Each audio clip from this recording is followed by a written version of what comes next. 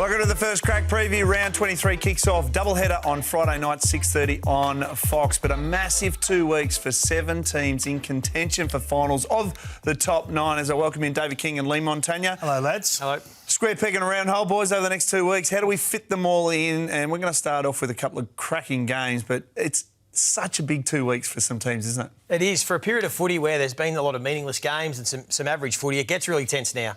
And every game is going to matter, particularly for all those teams, as you said, at the top. A lot can still miss the finals, and a lot of them can also finish top 4. So excited to see how it pans out.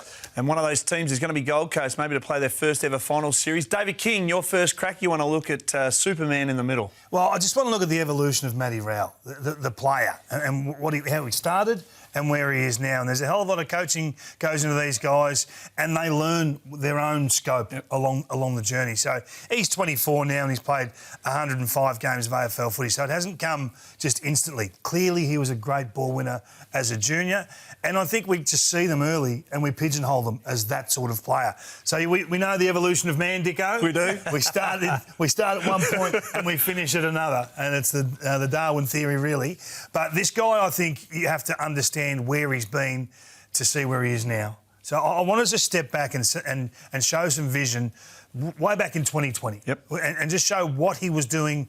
He's still getting a stack of footy. He's still on the trajectory to being an elite player and all those sorts of things. But how he was doing it is drastically different to the last few years. Just have a look here. You can see he was pretty much... 2020. In 2020, get your hands on the ball, surge forward. Now, there's a bit of coaching in this as well. What's the coach asking for? Territory. Just grab it, dump it, get it forward. We fight the next fight down the path a little bit. So early grab and dump, not really taking any space around him, not threatening any holes. I think in a lot of ways, just happy to get his hands on the footy. And then the hands up come. OK, going to get the hands up and try and dish. Now, that brings a trauma of its own and it makes it a little bit tough. Never comfortable in space. You see there, if he's had that same space today, he's breaking out and going wide. And you can just see everything's done in a hurry. Then he evolved into taking it from inside to out, threatening a hole, putting his teammates, drawing a crowd, putting his teammates in good space. That sort of play here was what we've probably seen for the last, I reckon, 18 months. Here, this sort of stuff. Drawing a crowd, really strong with the footy. Then he started to get a little bit on the move. Look at this here. Bang, happy to take a little bit of trauma, draw the crowd in, get the hands out. And then we see him starting to move. And I reckon this is what Sean Grigg's done with him. There's no point you winning a clearance standing still. We want you on the move. You're as clean, and then you can really be damaging. And if there's someone in the way, don't accept, they've got you covered. And now we see him bursting through, taking running bounces. I mean, I look at the running bounces. Over the last 4 years, he's gone from 1 for the season, 4 from the season, to 5. He's had 8 already this year. And when he has a bounce, they cut you to ribbons because he's now capable of plays like this, where he's confident enough to not consider himself defeated or tackled at any point. He's playing super strong, and we know he's a quality ball user. On left hand, look at this drive. 1, 2, 3, 4, and then out.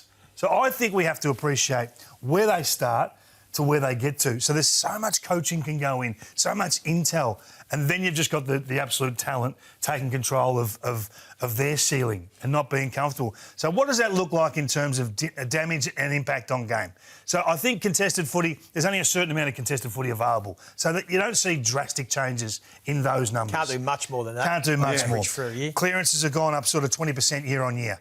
And not really a major concern. I'll score involvements. I'll get to that in a sec. So the uncontested possession is where you get the jumps and where you get the leaps. And that's pretty simple. Getting the game played on the outside is where all the damage comes from. Score involvements up 20% year on year. Damage up. Look at that. He's now at 16.9, which is unbelievable. And you can see the rankings across the code. 173rd, 72nd, 25th, 14th. He's trending towards a Patrick Dangerfield type existence in the competition. His ceiling is so high, but his floor is also so high. He doesn't put in bad performances. A bad performance for him is still a pretty good performance for most players. So he's on an elite trajectory, and it's been hard work to get to this point. And as I said, a lot of coaching, but where he goes to is so exciting. And those numbers are why I think he's a genuine chance to win the Brownlow this year, King. I think you coined him the Rowell earlier in the year. But if you have a look, his first 85 games of footy, he only had 29 touches or more 10 times in his career. He's done it already 9 times this year, Dicko. And a little fun fact, in those 10 games he did in the previous 85, he was best on ground in 9 of the 10. So he catches the umpire's eye. So this year he's done it 9 times already with 3 games to go. He might poll a lot of 3 voters on Brownlow night. You did point this out mid-year. You did say the evolution and he's breaking out. I would love to see how many times he's hit forwards up inside 50 because that's another extension of his game. You can see score involvements like that.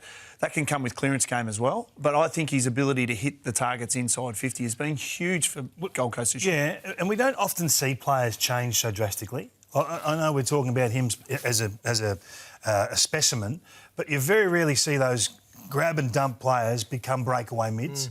They can evolve to a point, but he's just burst through all barriers. So I think you're right. I think he gets an opportunity to win a Brownlow this year. Maybe the red hair works for you. Yeah, who knows? maybe. He got 25 votes last year. Yeah. So he's had a better year this year than last, and they're going to win more games than last. And Nick Dacos, well, he led by 6 at round 21 2 years ago. He polled 38 last year, a record, and still got beaten by another record with 45. And he might, Nick, get beaten in round 25 this year. A round that should never have happened by our man Rowell. It's a big chance to be happening. And I'll tell you what, Diggo, the game against the Giants, it's massive because really this hasn't been a rivalry between the 2 expansion clubs because the Giants have beaten them 14 of the last 15 times. The Gold Coast are not going to get a better chance to beat them, are they, Kingy, this week? With the injuries to GWS, no Stringer, no Hogan, Kelly, Buckley, Brent Daniels, at home, the footy they're playing, this just has to be a must-win for the Gold Coast Suns. It does, and just an extension to your Rowell also, the shape that he brings to that midfield now in terms of his predictability. We know he's going to get out so they can spread, and it's obviously post-clearance dominance. Joey, your first crack. Yeah, Don't doubt the Lions. Yeah, the other team up north, I think for me, it's right Brisbane off at your own peril. I still think this is a team that can flex when they need to, and they now have a proven track record. They're the champs for a reason, and I think that when they need to, they have been able to show, not just this year but in previous years, that they can turn the screws. And you look back to this year, they lost to Collingwood earlier in the season. They came out and won against St Kilda. Then they dominated Gold Coast in a Q clash earlier in the year when everyone thought Gold Coast might have been ready. They had an upset loss to Melbourne. They bounced back the next week, knock off Hawthorn at the MCG. Then they have that little period against Adelaide and the Giants where they probably should have won at least one of those games, but then they go down to Geelong and smack the Cats down at GMHBA. And then we saw them a couple of weeks ago when they got belted by Gold Coast respond against Collingwood. So I think they're going over to this game against Fremantle feeling really confident about themselves. And there's a couple of reasons why. And one of them is when we take a look at Brisbane against the best. So I think this year I've seen some complacency from them at times against some of the teams that aren't in the top 8. And the game against North Melbourne, where clearly they didn't rock up to play. I think Sydney, they'll be disappointed. But they've won 7 of 11 against the top 9 teams this year. So when you look there, there's only 3 teams that have better than a 50-50 record, top 9 v top 9. So I like them when they play against the best teams. I think they steel themselves, they get mentally tuned in. And the other factor too, going over to Perth, why it's not an issue, is this will surprise some people, but they've only lost 3 of their last 20 games on the road. They've only lost 3 of their last 20. So from midway through 2024 to this season, they have travelled to everywhere around the country and beaten the pants off most teams. So I think they relish travelling away. I think they relish going and being not the underdog, but in some ways a team that is not expected to win. And I think they're going to bounce back. But to be fair, there were some concerns against the Sydney Swans last week. But I want to take a look at where a couple of the issues lie and why I think it's not too big of an issue. Because in this game against Sydney, they had plus 19 clearance and plus 13 inside these. Bruce Revell's playing the spare there. Now, it doesn't quite show, but he was hesitant to come forward and spoil that ball. If that's Ryan Lester, he kills that. And then you've got Tom Duday. Now, he's coming out playing his first game in 2 years. Great story, but it's probably not the matchup on Chad Warner. If that's Brandon Starcevic, that's not happening. Then you see again in this situation here, they're playing their team defence, the way they want to guard inside 50. Duday just got caught frozen. Caught ball watching, conceded another goal. And then the chemistry of not having your best back 6 together was just out of whack. You can see Harris Andrews, whoa, hey, I've got the lanes covered. You need to stay deep. Conceded another goal. So I think with Leicester coming back, and Starcevic is a question mark, but if he plays, I think some of those issues are repairable. And the other facet of their game, which I think was a mental thing, was their tackle efficiency. So it was one of their worst tackle efficiency performances in 8 years. It was one of their top 5 or 6 worst, the second worst this season. And same with their ability to concede a score going inside their defensive 50. It was their worst for the season and one of their worst in 8 years at top 7 under Chris Fagan. So I think those things they can correct this week. And I still see them as a big danger coming in September. It's underestimated in terms of the tackles, isn't it? When they break tackles, Yeah. you open a line up, you get the overlap run, and Hodgson just cut you to ribbons, and Sydney did that. Everyone showed the Sydney vision, which was great, their counter-attack from half-back, but a lot of the time was Brisbane just off, just missed a tackle, didn't quite stick it. I think they can fix those things. Their front-half game still should be in good shape. You'd think that Fremantle will be looking to run the ball at them, though. That's their the one. That was a handball blueprint. game would challenge them like the Swans did last week. Hit one or two, attack corridor, and then you've got to defeat Harris Andrews. That's exactly right. What you showed against Collingwood, and if you play slow and down the line, Harris Andrews comes into his own. If you can challenge them and handball through, we've seen the way that they like to front and press, you can get a lot of goals out the back, which we've seen Harris Andrews concede a few. Do you think it's motivation for Brisbane? I do. The last 3 weeks they've been off. Yeah, I do. I think even in some of their losses earlier in the year, they put the foot down, so they hit the lead against the Giants, and in particular one game, and then they take the foot off the gas a little bit. So I think for me, it's just a little bit of a motivation to really steel themselves for the big games. They've definitely got gears. They're one of the best teams in the competition to put gears away. Red Rooster crunch time. David King, you want to talk about Bigfoot over there in Adelaide? Bigfoot, I'll tell you what, we're about to see a man destroy a final series. I've never seen a guy more cherry ripe to go crazy than Riley Thilthorpe. And when you look through the numbers, I mean, he's already the most influential tall in the game. Number 4 in the 100x ratings, which is a comparison for all players regardless of position. And I think that when you look at the way that he plays, so as a key forward, he's third rated in the competition, and as a ruck, I think this is underrated. Top 4 for damage. So it's not how many taps you have and how many possessions you have. It's influence on game, and that's all we measure. I think he's underutilised as a ruckman. I really do. I think that they've catered for him to be more of a forward than a ruck. I think he gets great matchups as a ruck. And when you see what he's doing on field, it's sometimes you have to qualify how is he doing it. Is he doing it when he's forward, or is he doing it when he's in the ruck? So I love... We all see this. We all said this last week. OK, undersized, because not many teams can go as deep with their tools, and this was a bit of a training drill at the end, really. And you've still got to do it. I understand. Yep. You've still got to be able to take these mates. So we know that he can do that, and we know that he's always on the move. This is how he makes Tom Barrass look really small. Like, he just makes him look inept at times. So this is why I think he's ready to rip the game to shreds. I think there'll be a period over the next couple of years where we say this guy's the best player in the competition. I know everyone's talking about Sam Darcy. I just think that this guy's going to be super healthy and strong and capable most weeks. That sort of mark there. You can't stop that. Barrass threw the kitchen sink at that. Watch the spoil that comes in here, and once it hits those mitts, it's over. Like, they're the players we fall in love with really easy. The thing that really I'm attracted by, one is his work rate, and he's a gut runner. He's a great runner. So when he goes in and plays ruck, it's almost like what we talk about with Shea Bolton and Cozzy Pickett and these guys. He just can charge forward. So here he is, deep forward against the opposing ruck. When Tex sees it, puts it in front of him, Meek doesn't get a look at it. Now, I think this is underutilised from the coaching box. I think that they should look at this. You know, the minutes that he's playing as a ruckman is about 20 per game. I think they should look at 40 to 50. Prioritise this guy in this role rather than Riley O'Brien. It won't affect Riley O'Brien's game because there's the numbers. When he's in the ruck, per 100 minutes, they're plus 38 points on the opposition. When he's forward, plus 3 goals. That's a big difference. So we're talking about the pointy end now. We're only talking about against the best teams. If there's one way you can create an advantage, it's this guy dragging the opposition ruckman. There's not one ruckman in the competition that can play fullback. Not one. So as often as he can take them deep forward, it's a big win for the Adelaide Crows. This is a hidden gem that I think Matty Nicks needs to unearth as early as this week. Yeah, and it's a great comparison with Sam Darcy. I mean, if you're leading, you've got Sam Darcy one-on-one and you've got Riley Thilthorpe. Right now, no disrespect to Sam, he's still developing. I'm kicking to Riley any day of the week. He puts his arms up. He's so strong. Like, you know how forwards, they train with pool noodles? They're using steel bars on him because they can't move. He just puts his arms up and you are not getting past. Well, no wonder they're getting injured all the time if that's the case. Okay, but I just think, Joey, that the numbers tell you that there's a way. They're tall enough without him forward. Yeah.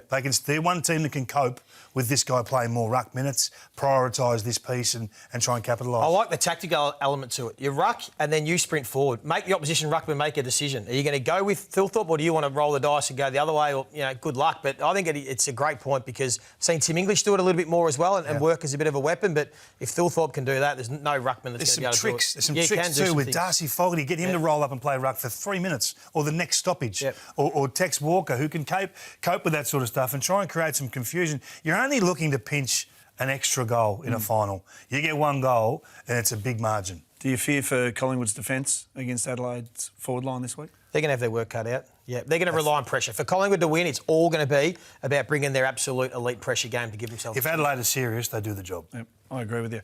All right, let's check in with Bernie Vince from PointsBet with his first crack for the weekend. Thanks, guys. My first crack is Flurry for fourth. I don't think we've seen a top nine quite like this in the history of the game. It's so tight. Every result has big ramifications for the shape of that top eight. I want to hone in on fourth position at the moment. So we can see Collingwood, their favourite for that at the moment, pretty short in my eyes. And then we've got Gold Coast next. I've got Gold Coast actually finishing in third position. I think at a bit of value, the market's got Brisbane losing to Fremantle this week, which means they don't finish fourth. I think they can upset Fremantle and then beat Hawthorn the following week, which I've got them sliding into that fourth position. And at $6, I think that's very good value. You can find all those odds plus a whole heap more on the PointsBet app. Have a great week. Chances are you're about to lose. For free and confidential support, call the number on the screen or visit the website.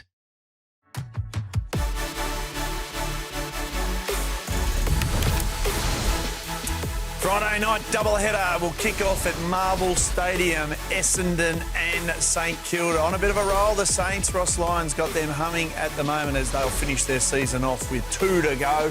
Then we head across to Perth, 8:30, Fremantle, 11 of 12. So they're in form against the Brisbane Lions, who are looking to bounce back and everything to play for as we tilt towards September. Joey, you want to take a look at the importance of the sub?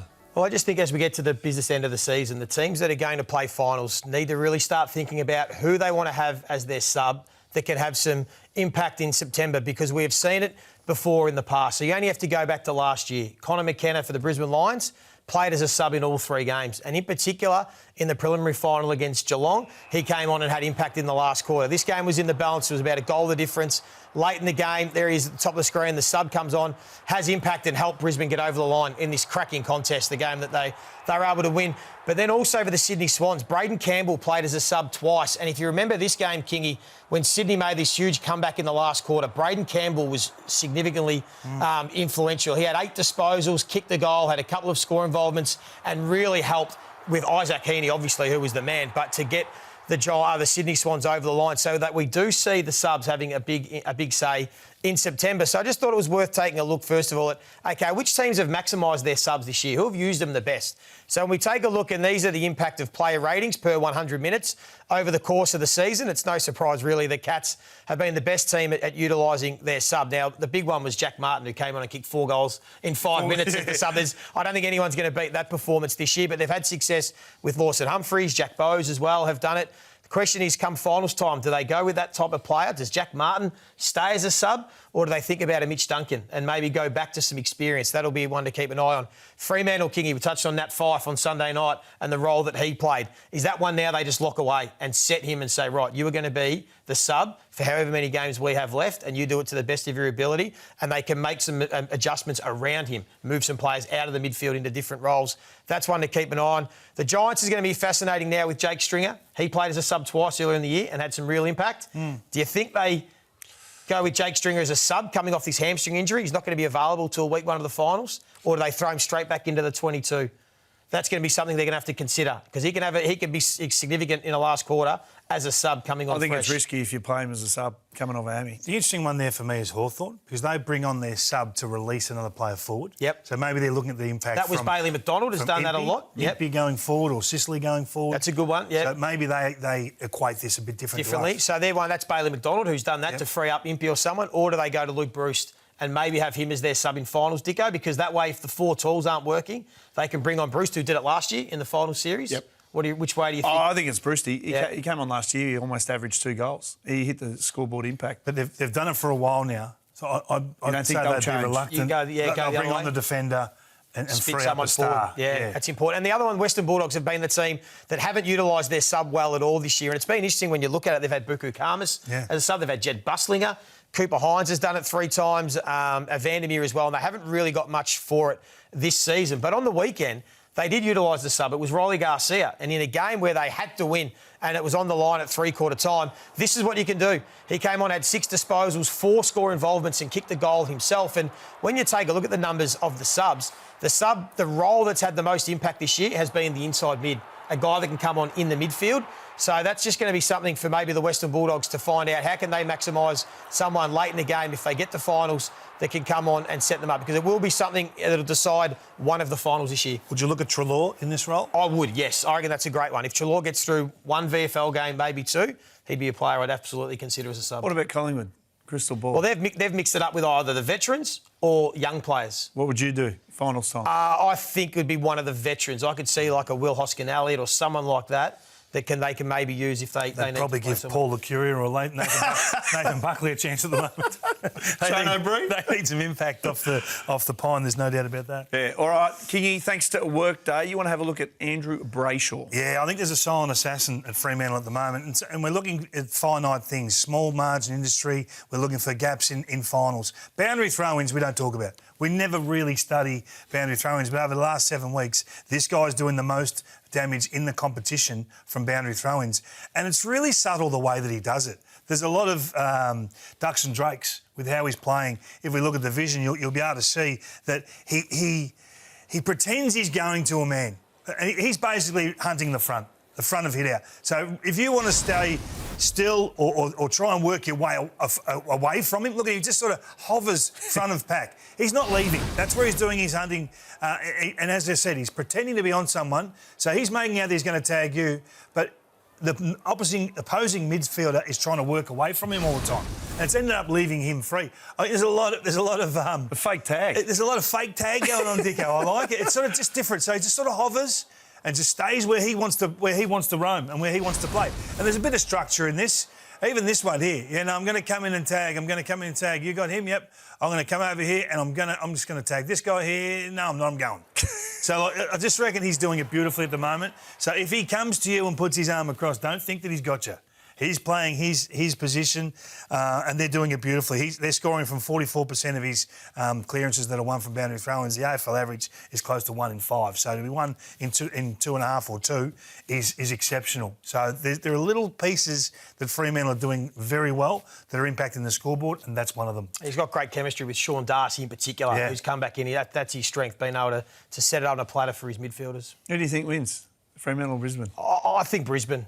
I've got a funny feeling Brisbane will, as I said earlier, off the top, flex their muscle, find a way to beat Fremantle at home and really put this season back into a fizz. You've got your serious face on. Well, you've got to win at home. I know, yeah. The advantages of being at home, Brisbane, long trip, road trip. It's not the best Brisbane lineup we've seen. No, that's over right. the last couple of years. There's vulnerabilities there. You showed a few players that are going to be there again this weekend. Yep. So if Fremantle are the real deal, these are the games that project them to that position. Yep, that's going to be a beauty on Friday night. Joey Kingy, outstanding work. Tomorrow night, the AFLW Season 10 kicks off. Carlton and Collingwood, 6:30, live on Fox Footy.